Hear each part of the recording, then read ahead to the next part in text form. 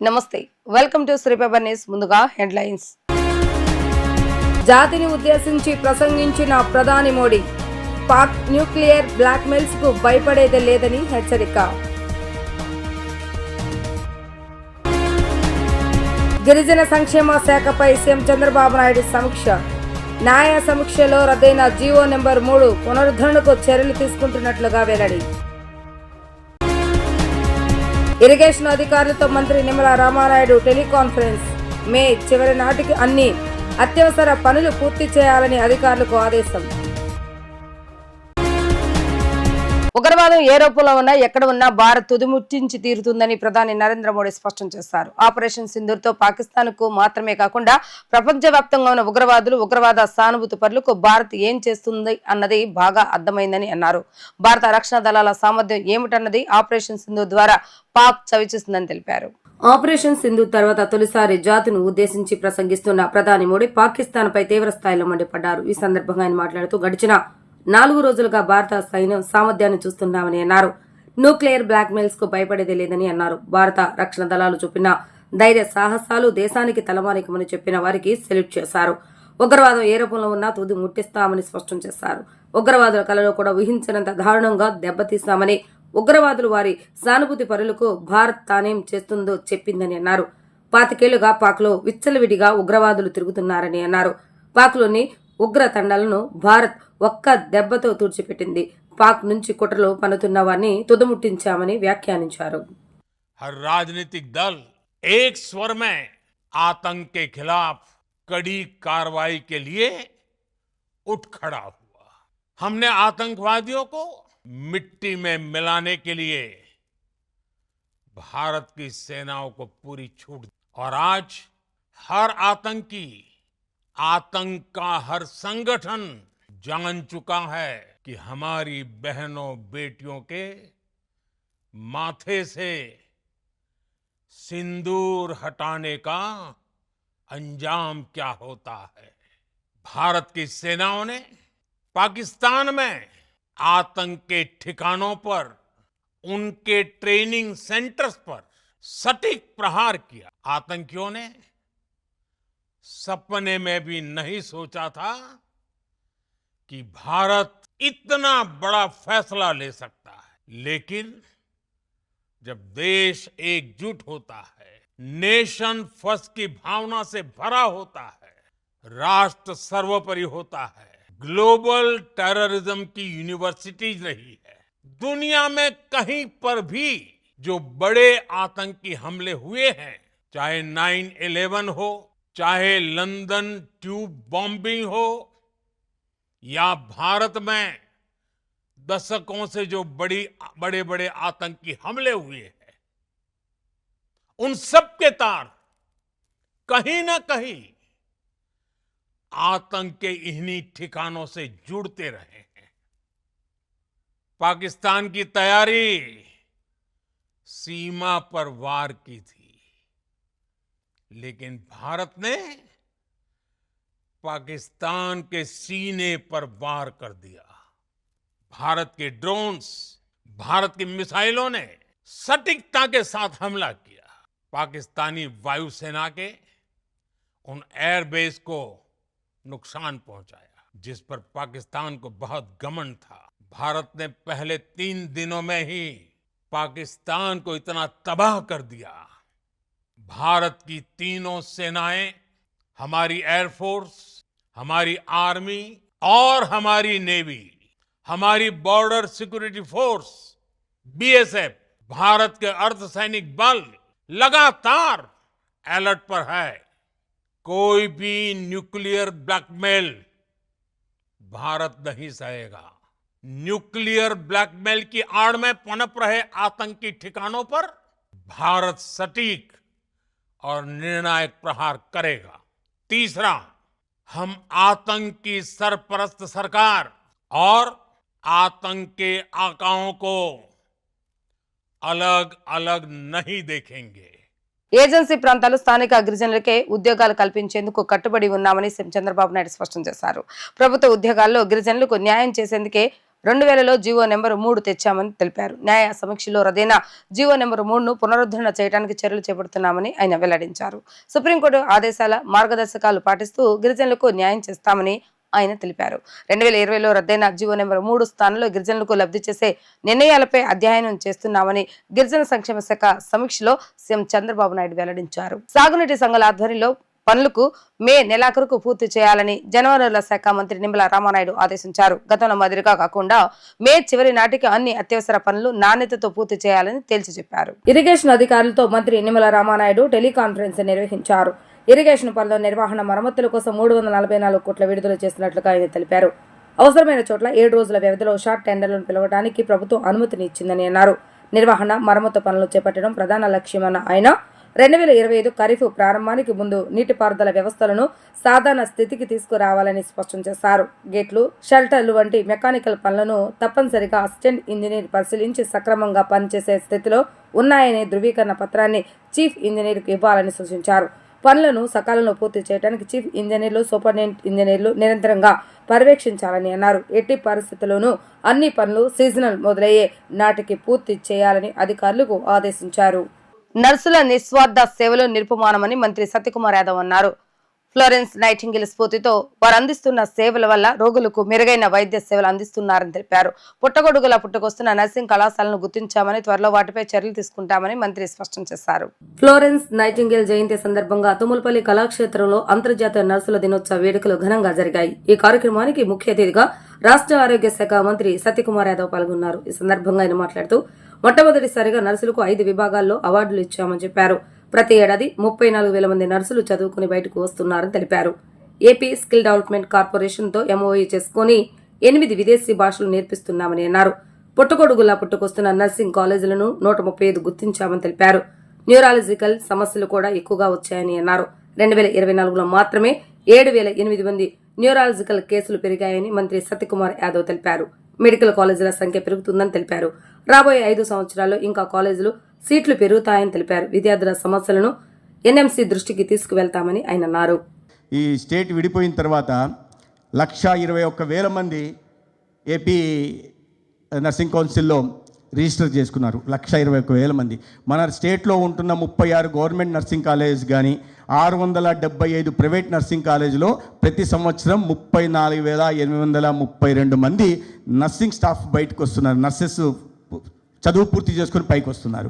121,000 మంది రిజిస్ట్రేషన్ చేసుకుంటే ప్రతి సంవత్సరం అదనంగా 34,000 మంది వస్తున్నారు.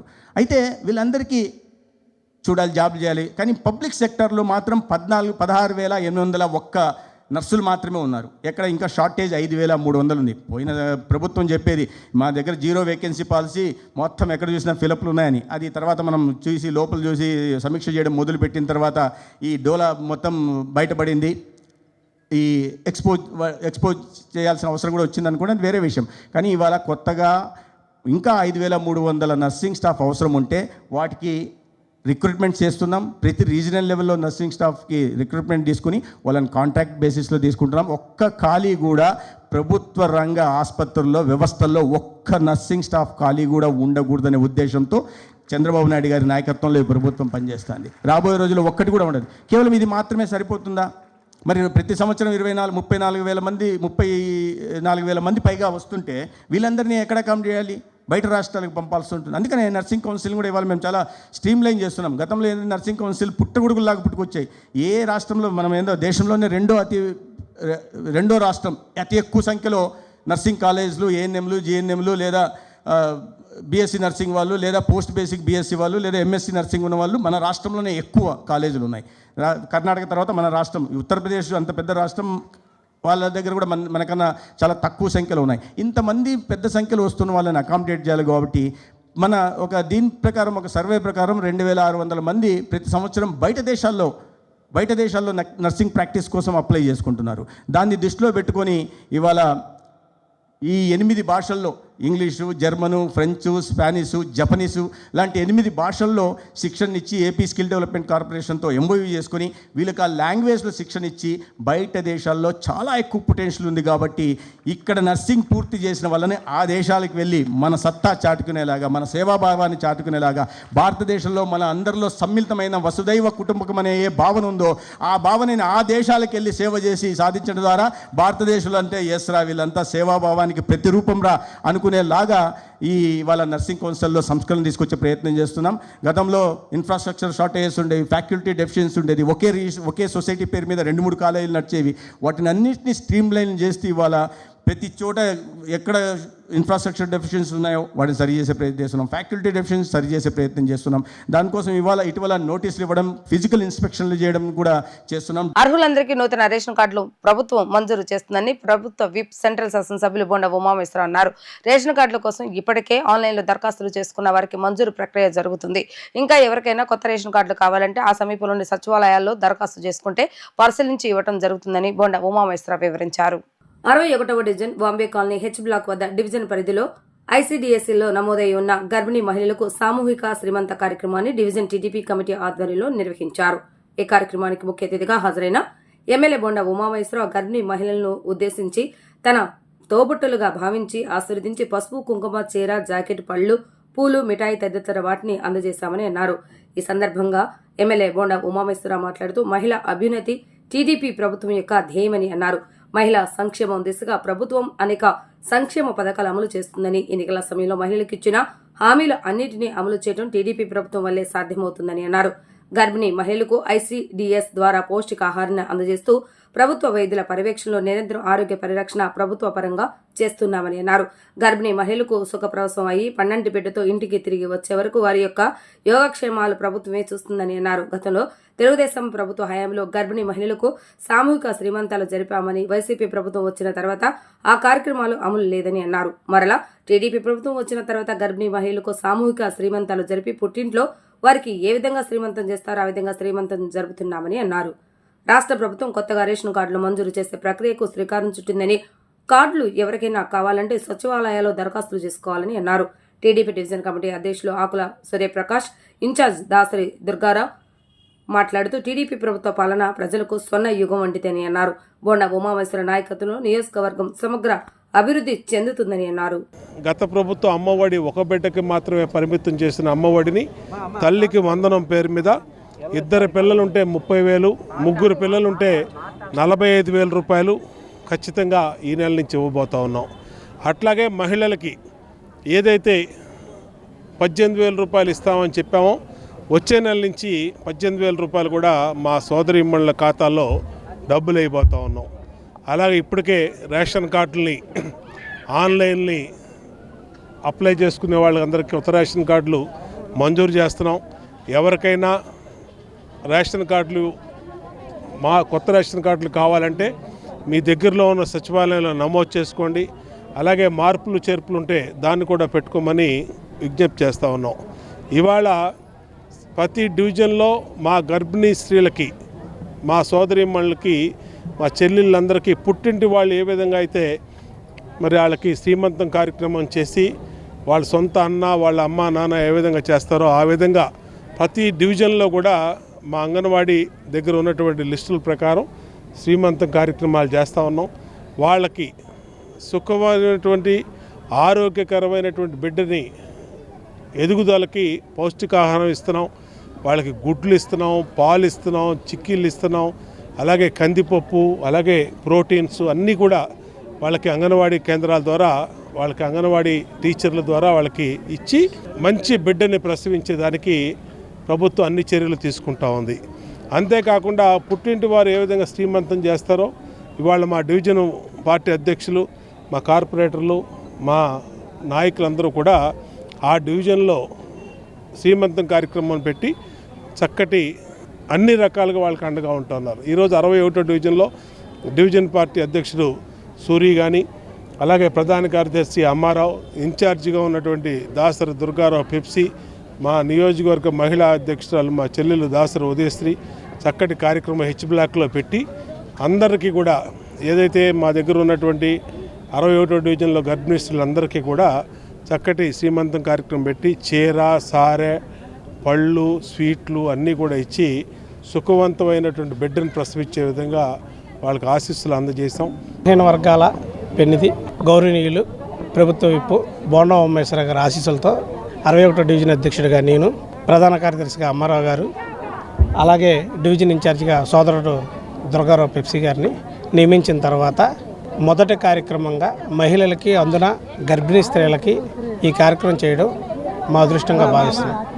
అలాగే ఈ కార్యక్రమాన్ని విజయవంతం చేసిన బూత్ కన్వీనర్లకి, ముఖ్య నాయకులకి, మహిళలకి, కార్యకర్తలకి, స్థానిక ప్రజానీకానికి హృదయపూర్వక ధన్యవాదాలు తెలియజేసుకుంటున్నాం. మా ప్రీతమ నేత సెంట్రల్ నియోజకవర్గం శాసనసభ్యులు గవర్నమెంట్ ప్రభుత్వ విప్పు అన్న బోండా ఉమ్మేశ్వర ఆదేశాలతో 61వ డివిజన్లోని నూతన కమిటీ ఏర్పడిన తర్వాత ఈరోజు 61వ డివిజన్లో శ్రీమంతాల కార్యక్రమానికి పిలుపునివ్వడం జరిగింది. నూతన కమిటీ ఆధ్వర్యంలో అధ్యక్షులు సూర్యప్రకాష్, సెక్రటరీ అమ్మారావు గారు, ఈ డివిజన్ ఇన్ఛార్జిగా నేను, నా సతీమణి సెంట్రల్ తెలుగుమాల అధ్యక్షురాలు దాసరి ఉదయశ్రీ, ప్లస్ 61వ డివిజన్ తెలుగుదేశం పార్టీ బూత్ ఇన్ఛార్జీలు, క్లస్టర్లు, యూనిట్లు, ప్రతి ఒక్క కార్యకర్త, మహిళా నాయకులు, అలాగే సెంట్రల్ నియోజకవర్గం తెలుగుదేశం పార్టీ కుటుంబ సభ్యులు అందరూ కూడా పాల్గొని, మిత్రులు, స్నేహితులు పెద్ద ఎత్తున పాల్గొని ఈ కార్యక్రమాన్ని పెద్ద ఎత్తున చేయడం జరిగింది. ఆంధ్రప్రదేశ్ రాజకీయాలకు అతీతంగా కృషి చేస్తున్న రైతు నాయకుల ఆత్మీయ సమ్మేళనము విజయవాడలో రైతు నాయకుడు అక్కినేని భవానీ ప్రసాద్ అధ్యక్షతన నిర్వహించారు. ఈ కార్యక్రమంలో ముందుగా దేశ రక్షణ కోసం తమ ప్రాణాలను అర్పించిన అమర జవాన్ మురళీ నాయక్ త్యాగం చిరస్మరణీయమని వారు గౌరవార్థం 2 నిమిషాల పాటు మౌనం పాటించి నివాళులు అర్పించారు. అనంతరం ప్రముఖ ఇంజనీర్ కన్నయ్య నాయుడు సాగునీటి భారతీయ ప్రాజెక్టుల గేట్లు నిర్వహించడంలోనూ తన అనుభవాలను వివరించారు. ప్రభుత్వం వెంటనే శ్రీశైలం, నాగార్జున సాగర్ మొదలగు ప్రాజెక్టులలో గేట్ల పరిస్థితిని సమీక్షించవలసిన ఆలోచన ఉందని, ఆ దిశలో చర్యలు చేపట్టాలని సూచించారు. మాజీ మంత్రి వడ్డే శోభనాధీశ్వరరావు, మాజీ మంత్రి సంయుక్త కిసాన్ మోర్చా ఆంధ్రప్రదేశ్ కన్వీనర్ గా తన అనుభవాలను తెలియజేసి ఆంధ్రప్రదేశ్లోని రైతులందరూ ఒక సంఘటిక శక్తిగా ఏర్పడి కృషి చేయాలని ఆయన సూచించారు. మాజీ శాసనసభ్యులు, సమన్వయ కమిటీ చైర్మన్ పట్టికొండ జయరామయ్య మాట్లాడుతూ ఆంధ్రప్రదేశ్లోని రైతులు 3 అంచెలుగా నియోజకవర్గము, పార్లమెంటు నియోజకవర్గము, చివరిగా రాష్ట్ర స్థాయి రైతులతో సంఘాలను ఏర్పరచుకొని కృషి చేయాలని సూచించారు. రాష్ట్ర నలుమూల నుండి అనగా 26 జిల్లాల నుండి ప్రతినిధులు పాల్గొని ఆంధ్రప్రదేశ్లో రాజకీయాలకు అతీతంగా కృషి చేసే ఒక రైతు సంఘాన్ని ఏర్పరచుకోవాల్సిన అవసరం ఉందని, అందుకుగాను వట్టికొండ జయరామయ్య చైర్మన్ గా ఒక అడ్హాన్ కమిటీ ఏర్పరిచి వక్తలు సూచించిన విధంగా రైతు సంఘాన్ని ఏర్పాటు చేయాలని ఏకగ్రీవంగా తీర్మానించారు. మనం కృష్ణా బ్యారేజ్కి వచ్చామంటే కృష్ణా బ్యారేజ్లో మన ప్రకాశం బ్యారేజ్లో 8 టీఎంసీల డిశ్చార్జ్ ఉంటుంది. దీనిలో 24 లక్షల టీఎంసీలు డిశ్చార్జ్ ఉంటుంది. పులిచింతల్లో మన నాగార్జున సాగర్లో 11 టీఎంసీలు ఉంటుంది.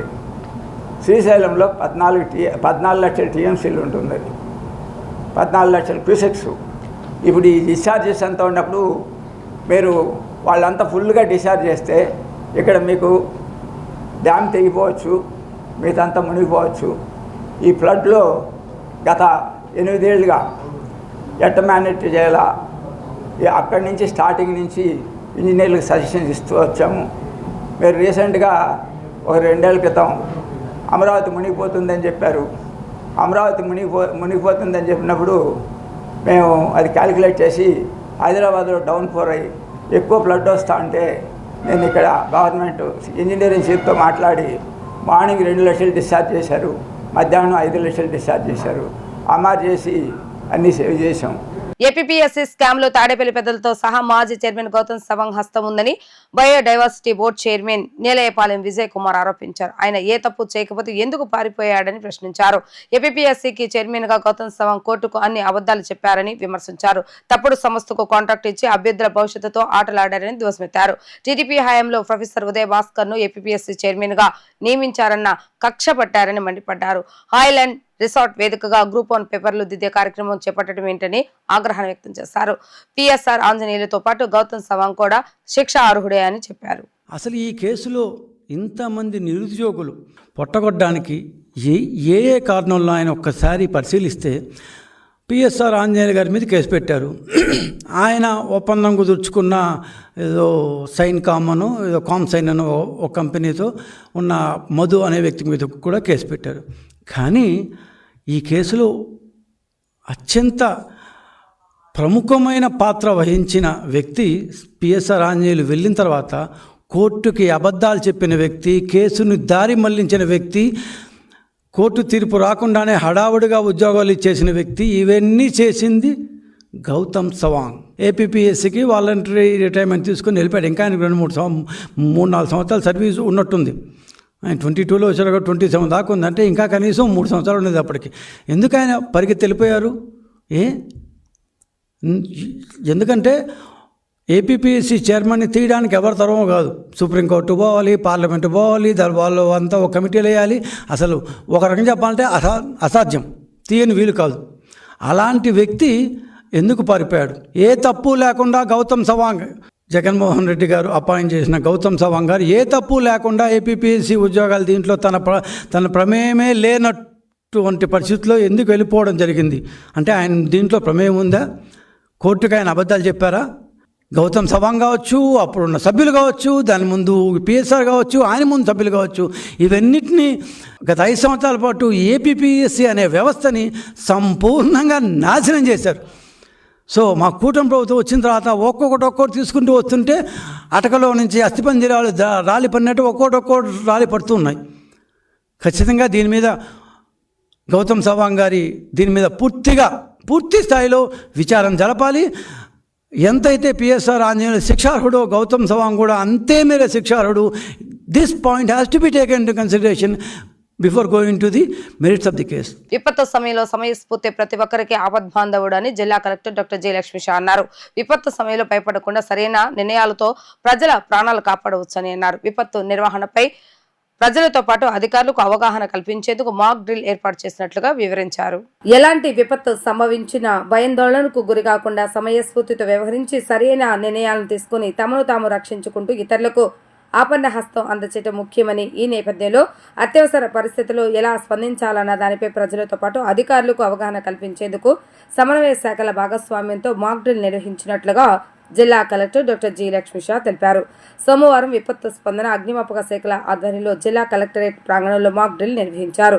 కలెక్టర్ ఛాంబర్కు ఎదురుగా అగ్ని ప్రమాదం సంభవించింది. మొదలు నిచ్చెన ఆసరాగా భవనంపైకి విపత్తు స్పందన సిబ్బంది చేరుకుని ప్రమాదంలో చిక్కుకున్న వారిని కిందికి తీసుకొచ్చి తక్షణమే వైద్య సహాయం అందజేసేందుకు 108 వాహనాల ద్వారా హాస్పిటల్కి తరలించడం, అగ్నిమాపక వాహనం ద్వారా నీటితో మంటలను ఆపటం వరకు మాక్ డ్రిల్ చేశారు. అదేవిధంగా ఇంట్లో గ్యాస్ సిలిండర్ నుంచి మంటలు వస్తే ఎలా నియంత్రించాలనే అంశాన్ని డెమో ద్వారా ప్రదర్శించారు. వంట నూనె ఉన్న బాణీలలో మంటలు వ్యాపిస్తే భయపడకుండా వెంటనే ఆ మంటలు ఎలా నియంత్రించాలన్న విషయాన్ని కూడా వివరించారు. తడిబట్ట, ప్లాస్టిక్ బకెట్, పిండి వంటి వాటితో మంటలను ఆర్పే పద్ధతులను వివరించారు. రోడ్డు ప్రమాదాల సమయంలో 2 వాహనాలు ఢీకొని వాటి మధ్య చిక్కుకున్న వారిని ప్రత్యేక పరికరాలు ఉపయోగించి బయటకు తీసే విధానాన్ని ప్రదర్శించారు.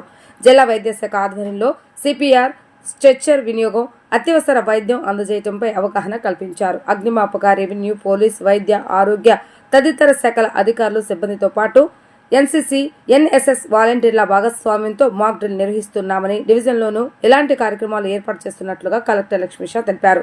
కార్యక్రమంలో DRO M Lakshmi Narasimham, Vijayawada RDO Kavuri Chaitanya, జిల్లా అగ్నిమాపక అధికారి ఏవి శంకర్రావు, సహాయ DFO K Vinay, SFO K Naresh, collectorate AO S Srinivasareddy, జిల్లా NSS coordinator doctor Koleti Ramesh, SRR and CVR ప్రభుత్వ డిగ్రీ కళాశాల NCC coordinator doctor D Yugandhar, వివిధ శాఖల అధికారులు, ఎన్సీసీ, ఎన్ఎస్ఎస్ వాలంటీర్లు తదితరులు పాల్గొన్నారు.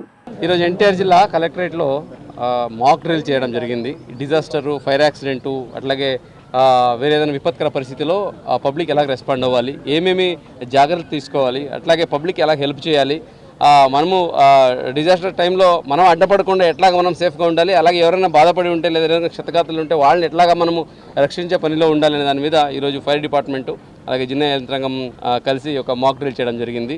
ఫైర్ యాక్సిడెంట్ అయినప్పుడు అక్కడి నుంచి మెసేజ్ రాగానే ఎంత త్వరగా ఆ వెహికల్స్ రావాలి, ఫైర్ ఎక్స్టింగ్విషర్స్ వచ్చిన వెంటనే వాళ్ళకి ఎట్లాంటి స్థలం క్రియేట్ చేయాలి, అట్లాగే అక్కడ ఆల్రెడీ ఎవరైనా డ్యామేజ్ జరిగి ఉంటే, ఎవరికైనా ఇబ్బంది జరిగి ఉంటే వాళ్ళని ఏ ప్రకారం తీసుకొచ్చి మెడికల్ ఎయిడ్ ఇప్పించాలి, వాళ్ళని తీసుకెళ్ళిన హాస్పిటల్కి, దాని మీద అంతా ఇక్కడ డెమో చేయడం జరిగింది. ఇదే కాకుండా ఈ ఫైర్ యాక్సిడెంట్ ఇంట్లో జరుగుతుంటుంది, హోటల్లో, పబ్లిక్ ప్లేసెస్లో, టెంపుల్లో ఎక్కడైనా జరుగుతుంటే దానికి ఎలా రెస్పాండ్ చేయాలని దాని మీద చాలా క్లియర్గా ఫైర్ డిపార్ట్మెంట్ అధికారులు ఎక్స్ప్లెయిన్ చేయడం జరిగింది. సో ఈ కార్యక్రమం ముఖ్యంగా ప్రజల్ని సిద్ధంగా పెట్టడానికి, ఏదైనా విపత్కర పరిస్థితి వస్తే, ఏదైనా డిజాస్టర్ ఏదైనా కావచ్చు, ఫ్లడ్ కావచ్చు, లేదా ఫైర్ యాక్సిడెంట్ కావచ్చు, ఫైర్ కావచ్చు, లేదా ఏదైనా యాక్సిడెంట్, పిడుగులు పడవచ్చు, ఏమైనా కూడా పబ్లిక్ రెడీగా ఉండాలి. పబ్లిక్ రెడీగా ఉండాలంటే అఫీషియల్స్ ఫస్ట్ వాళ్ళు రెడీగా ఉండాలి. బికాజ్ ఏ విపత్కర పరిస్థితి వచ్చినా కూడా ఫస్ట్ ఆఫీసర్ని డ్రాఫ్ట్ చేస్తాం మనం. అఫీషియల్స్ని వెళ్ళండి అని డ్యూటీ వేసేస్తాం, వెంటనే కాల్ సెంటర్ పెడతాం. అక్కడ వెళ్ళే ఆఫీసర్ ఏం చేయాలి, ఫర్ ఎగ్జాంపుల్ డాక్టర్కి అయితే తెలుసు ఏం చేయాలనేది, ఫర్ ఎగ్జాంపుల్ ఫైర్ ఆఫీసర్స్ ఉంటారు వాళ్ళకి తెలుసు, కానీ ఒక అగ్రికల్చర్ ఆఫీసర్కి, లేదా ఒక వెటర్నరీ ఆఫీసర్కి, లేదా ఒక ఇండస్ట్రీ ఆఫీసర్కి, ప్రతి ఒక్కరికి ప్రతి దాని మీద అవగాహన ఉండాలి. డిజాస్టర్కి వెళ్ళినప్పుడు ఏ ఆఫీసర్ అయినా సో వాళ్ళు డిజాస్టర్ రెస్క్యూ ఆఫీసర్గా ఉంటాడు కాబట్టి సో వాళ్ళకి ప్రతి ఒక్కటి అవగాహన ఉండాలి. దాని మీద దృష్టి పెట్టి ఈ మాక్ డ్రిల్ చేయడం జరిగింది. దీనికి చాలా చక్కగా నిర్వహించారు ఫైర్ డిపార్ట్మెంట్ వాళ్ళు. అన్ని రకాలుగా పరికరాలు తీసుకొచ్చి ఏ ప్రకారంగా మనకు విపత్కర పరిస్థితులు, యాక్సిడెంట్ అయితే, రోడ్ యాక్సిడెంట్ అయితే ఎట్లాగా, అలాగే ఎక్కడైనా మనుషులు ఇరుక్కపోతే ఐరన్ రాడ్స్ అన్ని ఉంటే ఏం చేయాలని మీద చాలా చక్కగా డెమాన్స్ట్రేషన్ ఇచ్చారు. దీని ద్వారా జిల్లా ప్రజలకి అలాగే అధికారులందరికీ నా రిక్వెస్ట్ ఏంటంటే, విపత్కర పరిస్థితిలో ప్యానిక్ అవ్వడం సర్వసామాన్యం, కానీ ప్యానిక్ అవ్వకుండా ఆలోచిస్తే మనము లైఫ్ని సేవ్ చేయొచ్చు. కాబట్టి ఆ ఆలోచించే మనసును తీసుకోవడానికి మాక్ డ్రిల్ పెట్టడం జరిగింది. అధికారులందరికీ చాలా చక్కగా అర్థమైంది. వాళ్ళు ఆల్రెడీ లాస్ట్ ఇయర్ ఫ్లడ్లో చాలా చక్కగా అందరూ ఇన్వాల్వ్ అయ్యి ఉన్నారు. వాళ్ళకి ప్రోత్సహిస్తూ ఇంకా వాళ్ళ స్కిల్ సెట్ని ఇంప్రూవ్ చేయడానికి మాక్ డ్రిల్ చేయడం జరిగింది. వార్తలు ముగించే ముందు హెడ్లైన్స్ మరొక్కసారి. జాతిని ఉద్దేశించి ప్రసంగించిన ప్రధాని మోడీ, పాక్ న్యూక్లియర్ బ్లాక్మెయిల్స్ కు భయపడేదే లేదని హెచ్చరిక. గిరిజన సంక్షేమ శాఖపై సీఎం చంద్రబాబు నాయుడు సమీక్ష. న్యాయ సమీక్షలో రద్దయిన జీవో నెంబర్ 3 పునరుద్ధరణకు చర్యలు తీసుకుంటున్నట్లుగా వెల్లడి. ఇరిగేషన్ అధికారులతో మంత్రి నిమ్మల రామానాయుడు టెలికాన్ఫరెన్స్. మే చివరి నాటికి అన్ని అత్యవసర పనులు పూర్తి చేయాలని అధికారులకు ఆదేశం. ఇవి రోజు వార్తా విశేషాలు. మరలా తిరిగి ప్రసారమయ్యే వార్తలు మళ్ళీ కలుద్దాం. అంతవరకు సెలవు, నమస్కారం.